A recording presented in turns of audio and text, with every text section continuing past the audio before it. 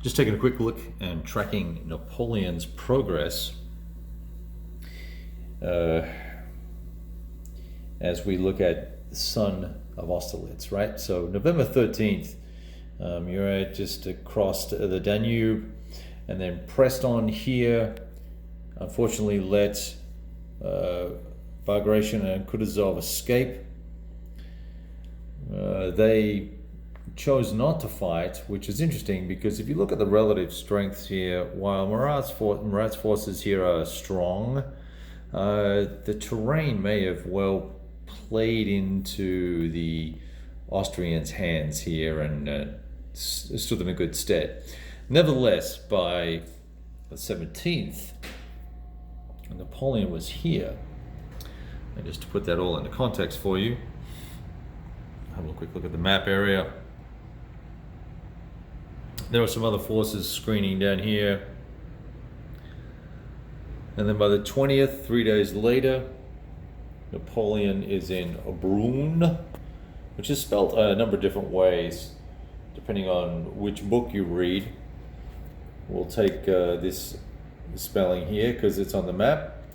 On the 28th, Napoleon met with the Russian envoy, the whippersnapper, as he called him. They had a rather terse discussion. Things didn't go so well.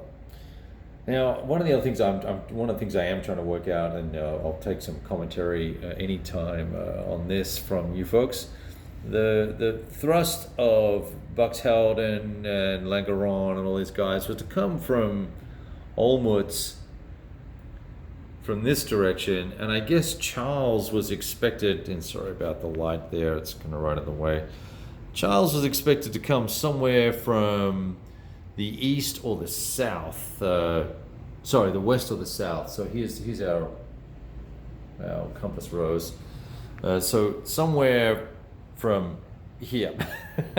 And if I'm looking at this map, I've got this map turned around, so I got my geography a little screwed up here, but I think they were meant to come from this direction. I probably should look at the map and see if it has anyone here. It's got reinforcements for everybody. Let's just see if I can put this over here where it's something interesting to look at while I peruse the map. Yeah, this ends around the 15th or 16th of December, which is when Charles was expected to arrive, I believe. So it doesn't really show us where he would have come on, and of course his counters are not here.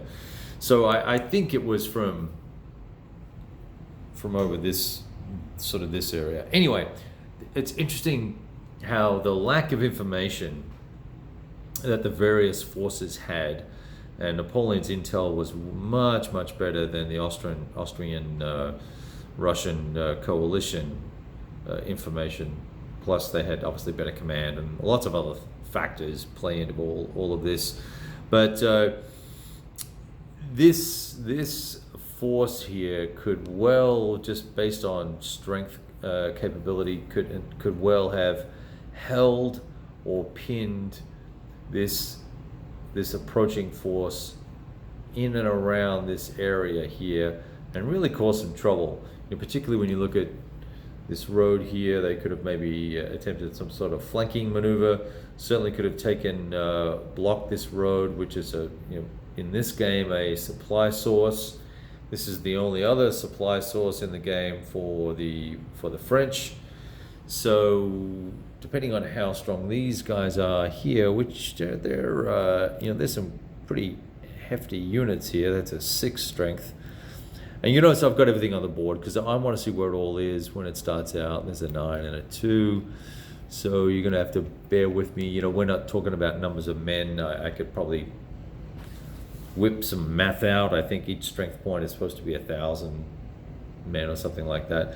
So screening force here, another light cavalry unit there, mainly probing, right, looking for where the enemy is. And if these forces here had have been able to establish a connection with the dudes in the distance, I think we would have had a very different scenario, much further south of where this particular, where Austerlitz actually took place, right? You've got all the detail of the townships and everything where the